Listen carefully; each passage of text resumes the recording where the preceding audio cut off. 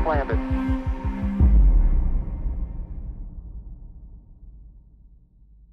This is a CBS News special report. This is Mike Wallace at the CBS Newsroom in New York. America's first 3 Apollo astronauts were trapped and killed by a flash fire that swept their moonship early tonight during a launch pad test at Cape Kennedy in Florida. Virgil Gus Grissom, 40 years old, one of the original Mercury astronauts, the first American astronaut to go twice into space. Edward White, 36 years old, the first American to walk into space. And rookie astronaut Roger Chaffee, 31 years old, training for his first space flight, Apollo 1, scheduled for February 21st. 3 astronauts dead. A month before their rocket was even scheduled to take off. The United States wanted to get a man on the moon, but now it seemed they couldn't even keep them safe on the ground. If President Kennedy's vision to land a man on the moon by the end of the 60s was going to be fulfilled, something had to change. For NASA, the Apollo 1 tragedy was a debilitating haymaker. The following Monday, Gene Kranz, NASA flight director, gathered his flight team and delivered a speech that changed the trajectory of the American space program forever. Spaceflight will never tolerate carelessness, incapacity, and neglect. Somewhere, somehow, we screwed up. We did not do our job. We were rolling the dice, hoping that things would come together by launch day, when in our hearts we knew it would take a miracle. When you leave this meeting today, you will go to your office, and the first thing you will do there is to write tough and competent on your blackboards. It will never be erased. Each day when you enter the room, these words will remind you of the price paid by Grissom, White, and Chaffee. These words are the price of admission to the ranks of Mission Control. The death, the devastation, and this new tough and competent credo led to 5,000 changes being made to the Apollo spacecraft between Apollo 1 and Apollo 11. History begs the question, perhaps the fire was necessary, for without it purging the conscience of all those at Mission Control, who knows what untold catastrophes may have awaited NASA in the future. For in less than 3 years' time, 3 more astronauts would be strapping into yet another command module at Cape Canaveral with their eyes set on the heavens. And this time, the whole world would be watching.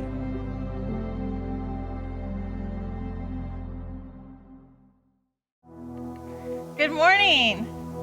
Welcome back today.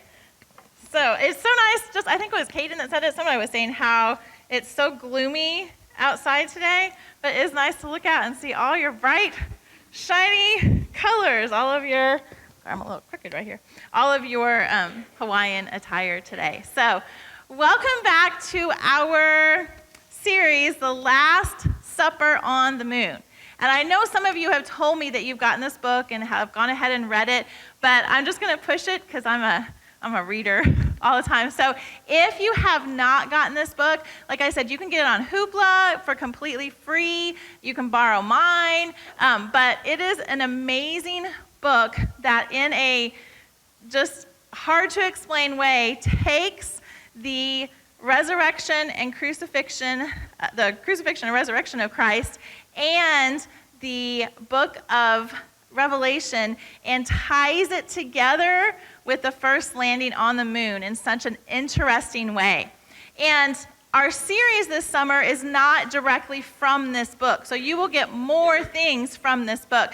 Our series kind of runs parallel to this book because what we are discussing this summer is we are looking at the 7 miracles of Jesus in the book of John and looking at that kind of through a lens of space travel.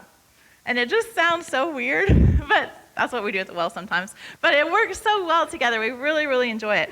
At least I hope you have enjoyed it, because I've enjoyed speaking it and writing it.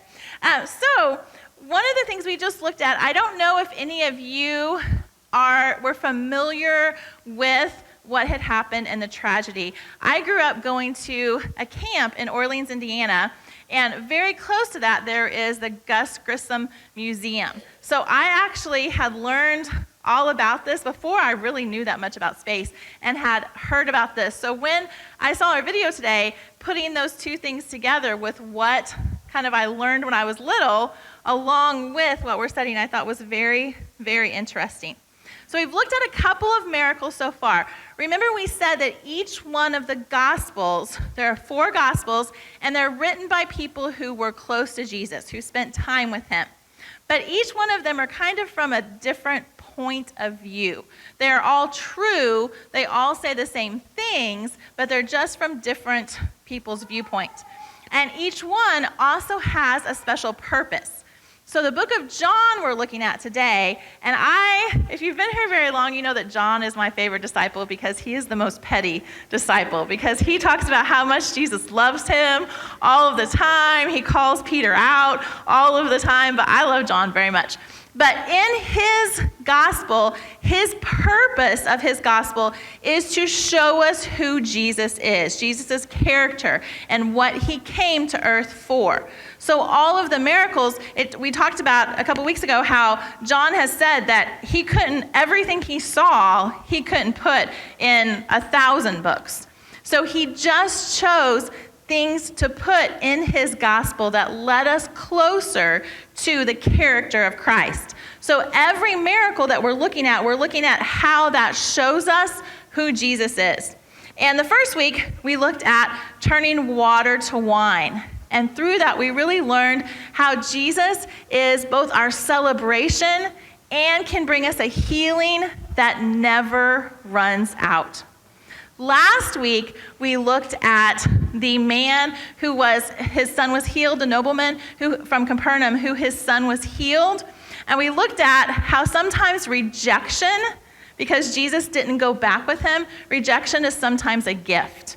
So we do have, if you don't know this, because it is summertime, and I know we have kind of different groups each week based on where you're traveling, we do have a YouTube channel, just Experience the Well. So if you want to go back, if you missed any of those, and you want to go back and look at them, they're always on our YouTube channel. Caden posts them on Tuesday every week, so you can go back and look at those. But today we're looking at a brand new miracle that Jesus did. And this one is all about getting up off of the ground. And if we think about NASA, that's what NASA wanted to do. That's what these pilots that we just talked about that were hurt and that were killed in this instance, that was their goal, is that they just wanted to get up off of the ground. And I believe that should be our goal too. That's what Jesus wants from us. All of us are down in some area or at some time in our lives that we just feel like we are down. Sorry, I have Taylor Swift in my head. We are down on the ground and we cannot get up. But Jesus has a goal for us that is so much higher than we could ever believe. So that's what we're going to look at today, how we can get up. Now, in the story that we're going to talk about today, we're going to look at a man who was by a pool. And Jesus actually asked him to get up and go away from that pool. But before we look at that, I have a few pictures for you.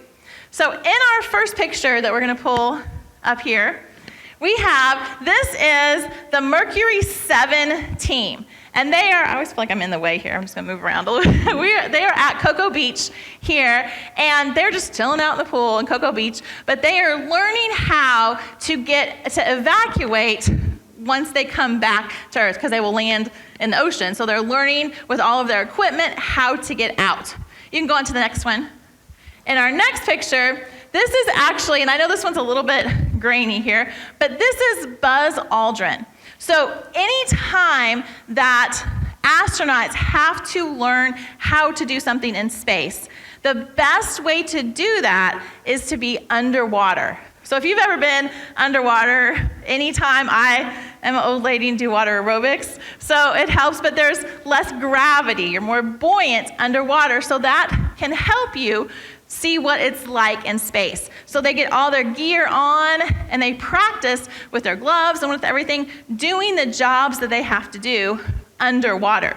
So this is Buzz Aldrin practicing. And if you go to the next slide, this is him actually in space doing the same thing that he was just practicing. So he had to go down, low, under to learn how to do what he was going to do when he was high in space. And I think we have one more picture here. And this is the buoyancy lab. This is in Houston, Texas. This is the biggest indoor pool in the entire world. And they have the International Space Station that's kind of broken up into different pieces, but they have all of that underwater. And for every hour that astronauts spend spacewalking, they have to spend 10 hours under the water learning how to do those things and practice those things underwater. So these are some special pools that helped these astronauts at this time learning to do those things. Today we're going to talk about a man who was close to a pool that he thought was going to heal him, and that Jesus went ahead and told him to leave that pool. So we're going to read everything that happened first, and then we're going to go back and talk about that. So we're going to look at John chapter 5, and we're going to look at verses 1 through 15. After this, there was a feast of the Jews, and Jesus went up to Jerusalem. Now, there is in Jerusalem, by the sheep gate, a pool, which is called in Hebrew Bethesda, having 5 porches. In these lay a great multitude of sick people, blind, lame, paralyzed, waiting for the moving of the water. Now, the next verse may not be in all of your translations. It's just giving a description of what's going on here. For the angel went down at a certain time into the pool and stirred up the water. Then whoever stepped in first after the stirring of the water was made well of whatever disease he had. Now we're going to go back to everybody's translation. Now a certain man was there who had an infirmity for 38 years. So we're going to set this picture for just a minute. There's this big pool. It's said that this angel comes down, stirs it up, it bubbles. Whoever jumps in first is healed from whatever disease they have. So there's all these sick people laying around. This one man has been sick and lame for 38 years, so he's laying there. When Jesus saw him lying there, he knew that he already had been in that condition for a long time. He said to him, "Do you want to be made well?"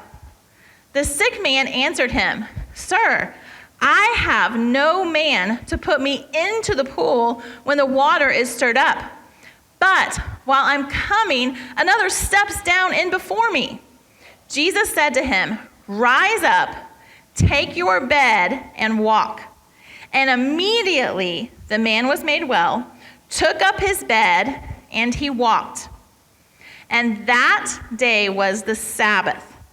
The Jews therefore said to him who was cured, "This is the Sabbath, and it is not lawful for you to carry your bed." He answered them, "He who made me well said to me, 'Take up your bed and walk.'" Then they asked him, "Who is the man who said to you, 'Take up your bed and walk'?" But the one who was healed did not know who it was, for Jesus had withdrawn, a multitude being in that place. Afterward, Jesus found him in the temple and said to him, "See, you have been made well. Sin no more, lest a worse thing come upon you." The man departed and then told the Jews that it was Jesus that had made him well. So this man had been lame for 38 years. Now we think about that in today's society, that would be hard to not be able to walk for 38 years. But if we think At that time in that culture, think about if you've ever seen pictures of Jerusalem or Israel. All the terrain is really bad, all the stone steps, all of the, the sand, all the things that they have to go through, and there's no wheelchairs, there's no handicap accessible routes to get places. So he just laid on his mat, hoping to get into this pool. Now, he thought his only relief would be this water. Now, some of you know that I have a connective tissue autoimmune disorder that sometimes that affects my hips. And so if you see me hobbling around all the time, that's why. Sorry, it's kind of embarrassing. But so I know, I don't know what it's like to be lame for 38 years, but I know what it's like to be in pain, and I know what it's like to not be able to walk sometimes. And I know some of you that have had surgeries and things know the same thing. But think about this man. He thought, and I know personally, I've tried everything. Oh, there's a new diet. Let me try that. Oh, there's this new medicine. Let me try that. Sometimes if you're in pain and you can't do the things that you want to do, you are desperate for anything that can help you. So I think about this man that he's just laying there and he's desperate for anything that can help him. But he believed that he had to be the first one in this pool or else he couldn't be healed. But he couldn't be the first one in this pool because he couldn't walk and he needed someone to help him. So he was in this dilemma. He had no one to help him. Now, what I want us to look at is Jesus just asked this man, and we're going to talk about this, just ask him to get off the ground. And I want us to think about ourselves today. I want us to think about, how are you sick? How are you down? What is keeping you down? There are all kinds of forces. We have an enemy that we can't see that holds us down. Sometimes we do things ourselves that hold us down. So as Jesus comes to you and asks you just to get up and aim for more and to follow him, what is holding you down? So today we're going to look at 5 steps that will help us be able to get off the ground. And the first one is identifying faulty assumptions. Now, sometimes that's hard for us to realize because you might, just like today, you might walk outside and see that it's wet outside and think, oh, it rained.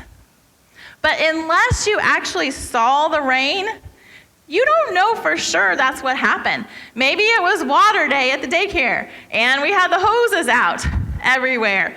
Maybe we had a baptism and we just poured all the water out everywhere. You don't know for sure what made the ground wet unless you saw that. So sometimes we have faulty assumptions. Sometimes we believe, if I have this, then I will be this. For example, if I got that new promotion, then I would be happy. Or if I found that relationship, then I would be whole. We think we have a really good way of predicting what makes us happy and whole. And those are false assumptions because we don't know what's going to really make us happy and whole. This man believed, I need to be first, then I will be healed. But he had a faulty assumption. He was putting his miracle in other people's hands because the only way he could be first is if someone else helped him into the pool. And so he was putting his miracle, instead of looking at Jesus, he was giving it to someone else. The man, and I think this is so interesting to think, Jesus, who we know as the ultimate healer, who we know could do anything, was coming, and this man's eyes were fixed on the pool instead of on Jesus. And that's what we do when it's time, when we're called to get up, we fix our eyes on what we think is going to help us instead of the true help that comes from Jesus. Is there anything in your life that you feel like that you have used to cure your own problem? A lot of times when we think about this, we think about addiction, and we might think about drugs or alcohol or things like that. And that is true. That is something that people use to fix what they think is the problem. But we also use reading fantasy books. We also use binging Netflix. We also use food. We use so many things that we think are going to heal us, or at least just take the edge off and make us forget about whatever is keeping us down. So as we're talking today, I just want you to think about that. And all of those things aren't bad on their own. As I said earlier, I love to read. There's nothing wrong with reading, but there's nothing wrong with most TV. But if you're using those things to take the edge off of something that needs to be healed by Jesus, then they become a sin. So I want you to think about that and let God talk to you today. Is there anything in your life that you feel like you are using that you think is helping you and healing you when you shouldn't? Your eyes are on that, just like the man's eyes are on the pool, instead of having your eyes on Jesus. So the first thing is just looking at those faulty assumptions, figuring out what is wrong in your life. The second one is to ask hard questions. Jesus looked at him and said, "Do you want to get well?" Now, it says that Jesus knew he had been there for a long time. He had been there for 38 years, which is longer than Jesus had been alive. So sometimes I think Jesus can just see into our hearts and think, man, that man has been sick for a long time. And we talked about this the first week, the difference between physical healing and spiritual healing. I believe that Jesus didn't just look at his body and think, that man has been sick. He looked at his soul and thought, oh, man, that man has lost hope. He has been sick in his soul for a long time. So Jesus picked him out. Maybe you feel like that. Maybe you feel like you have been sick, you have been down for a long time. Something has been holding you down and you just can't rise up. You can't get lifted up. But maybe your spirit is sick. Maybe you need to look and see what is going on. One of the things I love is that man, he was laying there, and I like to think about this, is that he had made that mat his home. He had lost hope and thought, oh, nobody's going to help me. I'm not going to be able to get in there first. This is where I'm at. And sometimes when we are down, we can hear that the enemy talks to us and says, this is it. This is your home. This is where you live. You can't ever get better. You have no hope. You can't get up from this. This is where you are. And sometimes we listen to that, and I love how he said, do you want to get well? Because sometimes when we're in those addictions, those things that we think are taking the edge off, no matter what they are, sometimes we say, oh yeah, I want to get out of this. I want to get well on Monday.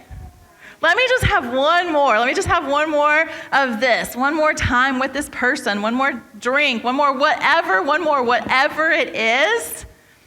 But that means we really don't want to get well. Until we're down, just like those guys in the pool, until we are down as low as we can go is when we can really learn and say, nope, right now is when I'm going to do it. I'm not going to have one more thing. I'm not going to make this mat my home. I'm going to get up. Because you cannot be a victim, because we know, and I'm talking to myself just as much as I'm talking to anybody else. You cannot stay on that mat and be bitter and think about all the reasons you're not being able to get in that pool. You see yourself as a victim. But you cannot be a victim and a victor at the same time. I'm going to say that one more time. You cannot be a victim, have that victim mentality, and be a victor that is rising up, following God at the same time. It can become our identity. One of the things when we have to, this is scary, one of the things when we rise up and we follow God and when he says get up off the ground and we get up, we have to dance. We can't just stand there and be like, oh, great, God got me up. We have to dance with joy for what he did for us, because we know once we follow him and he has healed us, we know the truth that he brings. And it's scary to know that oh man, he really did heal me and I have this. So now I have to dance and share that with other people. So we're looking at, first, identifying the false assumptions, asking those hard questions of ourselves. And number 3 is listening to the right voices. And I find it so interesting that right when the man got up, took up his mat, and started walking, seconds later, the Pharisees came to him and said, why are you carrying your mat? It's the Sabbath. That's against the law. You shouldn't be doing that. So the Sabbath is what we have now as Sunday, but it's a day of rest, a day that we reconnect with God. All the busyness of our week is supposed to stop, and we reconnect with God. Mark and I take our Sabbath on Friday because obviously we're working on Sundays. So the Pharisees had taken this day, this law of the Sabbath, and turned it into all these little tiny legalistic laws of things that you should do and you shouldn't do, and all of these things to make Sabbath not what it was supposed to be. So when that man was carrying his mat, that was considered working because you were carrying something. And so they came to him and they said, sorry, you are working on the Sabbath. What do you think that you're doing? And do you have people like that in your life? Anytime that you start to rise up, that you start to follow God, you start to leave those things behind, there's going to be somebody that's going to come to you and they're going to say, and it could even be, sometimes it's real people, but sometimes it's in your own head of people in your past and say, no, what do you think you're doing? You think you're going to be able just to walk? You think that you're going to be able just to get up and Jesus has healed you? No, you're not going to be able to do this. Or they come to you and say, why are you doing this? You think you're too good now? You think you're better than us because you left us and you've risen up with God now, and so you're just going to leave us here? Think about all those other people that were waiting to get in the pool that had not gotten in the pool yet. Proverbs 13:20 says, he who walks with wise men will be wise, but the companion of fools will be destroyed. So we have to choose. When we ask those hard questions and we decide that we do want to be healed and we want to get off the ground, we have to figure out what voices we're going to listen to. Are we going to listen to the voice of Jesus that says, get off the ground and follow me, take up your mat and follow me? Are we going to listen to those Pharisees' voices that say, what are you doing? This is wrong. We're going to listen to the voices of the people that are still on the ground, that are still hurting, that are asking us why we think that we are able to do this when they aren't. So think about the voices that you're listening to. One thing I think is hard too, especially if you are in some kind of addiction like alcohol or things like that, when you get up and you feel that healing, the first thing you want to do is go back to those people and say, hey, I can help you. I've gotten this healing. Let me help you. And that is a great thing to do later.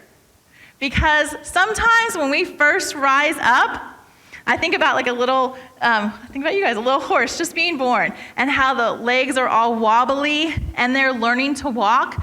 Sometimes when God has lifted you off the ground, it takes a little while for you to get your feet under you, for you to be able to dance, for you to be able to have that joy. Because sometimes if you go right back to those same people and you want to help, they will bring you back down because you'll start listening to that.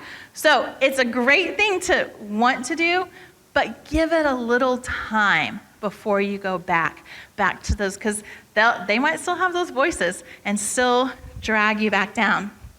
So looking so far, to get off the ground, we want to make sure that we identify those false assumptions. We want to make sure that we ask ourselves hard questions if we really want to be healed. We got to make sure we're listening to the right voices, the voices that are helping us along in our journey to Christ. And the fourth thing is we've got to do some scary things. Now, this man had been on his mat for 38 years. Like I said earlier, that was his home. That's where he lived now. So even though he wanted healing, change was going to be scary for him.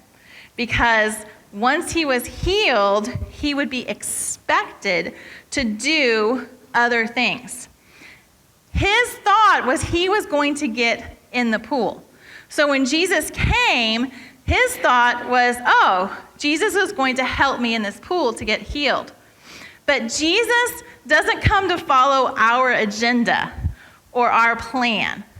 He comes with his own plan for us. And his plan didn't have anything to do with that pool.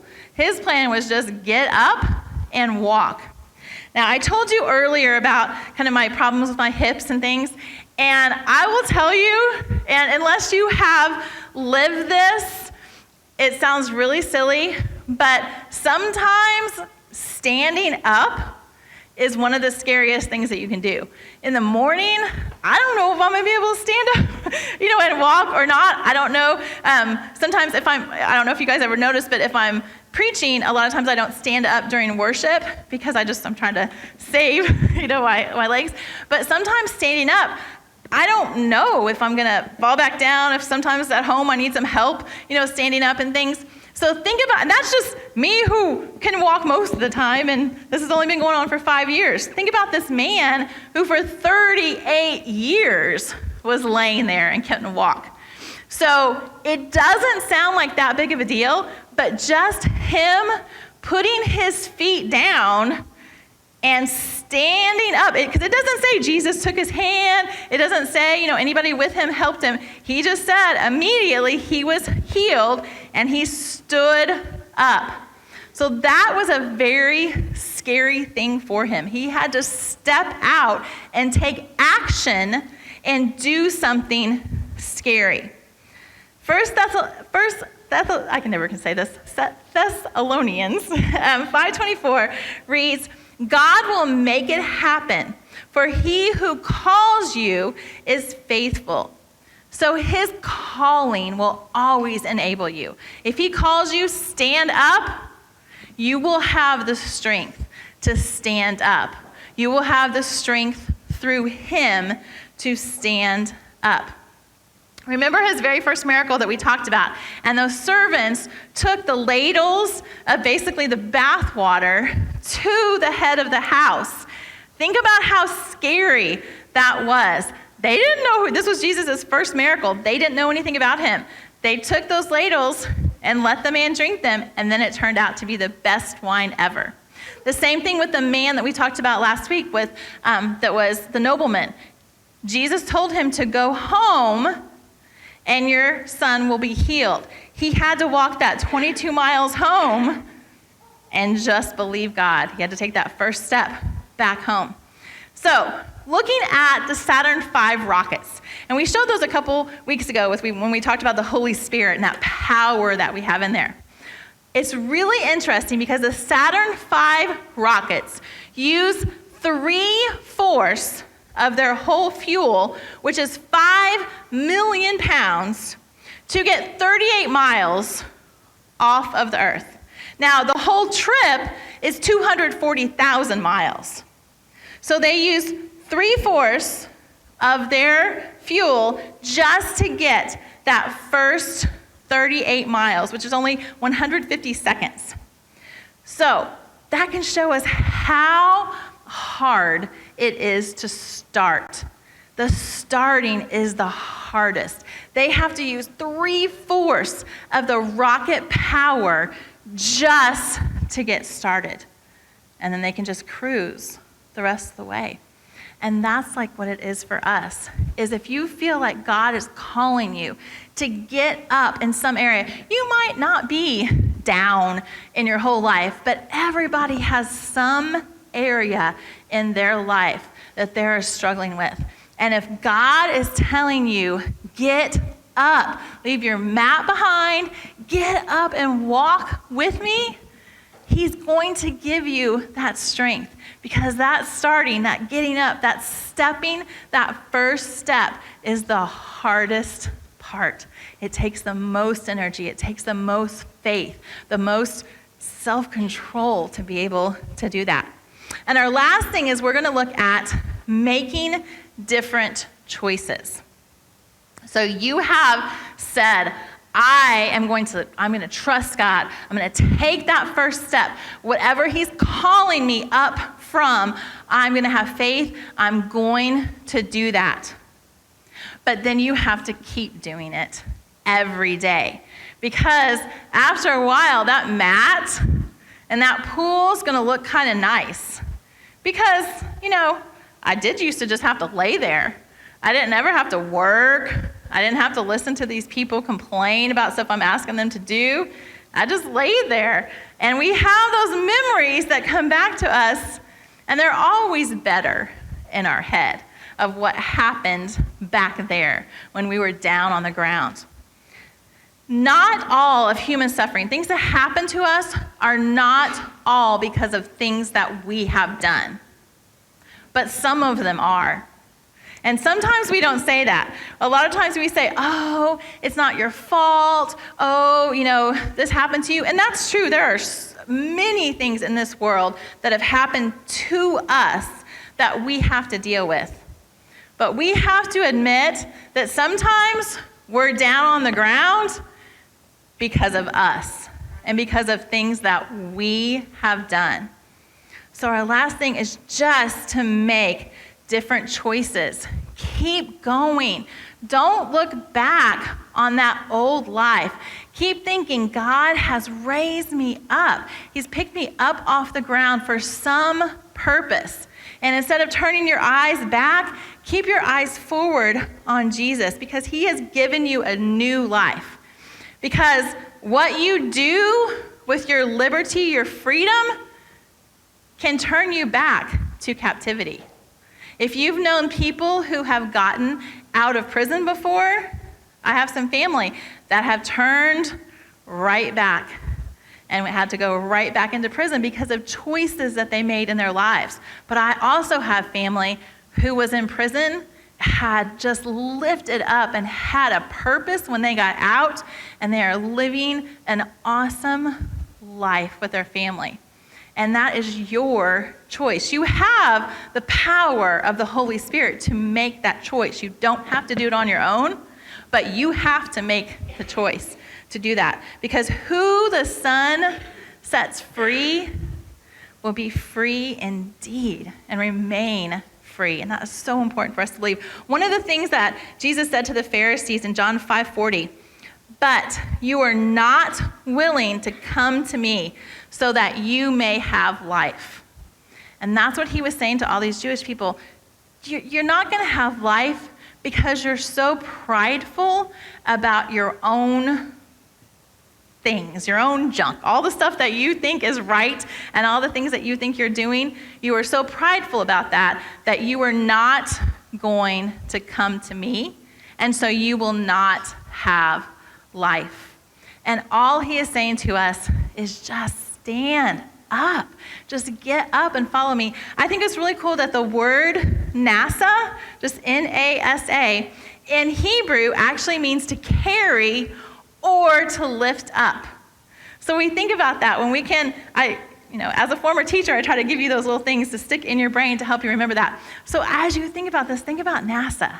Think about leaving that mat behind, because all Jesus wants us to do is just leave that, be lifted up, and to be with him and follow his path. If you go ahead and close your eyes for me. God, thank you so much. Thank you for the ways in which your miracles can show us what you need and what you want from us and how we can be closer to you. For those of you that are here today, I know all of us have some kind of way that we are still down, that we still have something that we are dealing with. And I want you to know that God is calling you today to take that first step, that hard step, to get up off of your mat. If you would like for us to pray for you today, just to stand up, just to have that strength, to have that faith to stand up, if you'd raise your hand for me so we can pray for you this week. Good. See lots of hands. God, thank you so much. Thank you for what you have given us. Thank you for what you have done for us. Thank you for your spirit and the ways that you help us get started. Help this week those people there were 5 or 6 people that raised their hand. Help them this week that you can show them exactly how to take their first step, how to get started. For those of you who don't know Jesus yet, your first step is to be with him and to ask him to take over your life. He came and he died on a cross for us, just for this very purpose, to be able to leave our sins behind and to be able to follow him. If you have not yet accepted him and today you would like that to be your first start, if you'd raise your hand so we can pray for you today. So glad all of us have already made that decision. If you're still struggling with that decision, I'll pray for you this week that God just gets into your heart and his spirit just moves you to see the ways in which you could follow him. Thank you guys so much for being here with us. Thank you for our fun day. We love you in your name. Amen.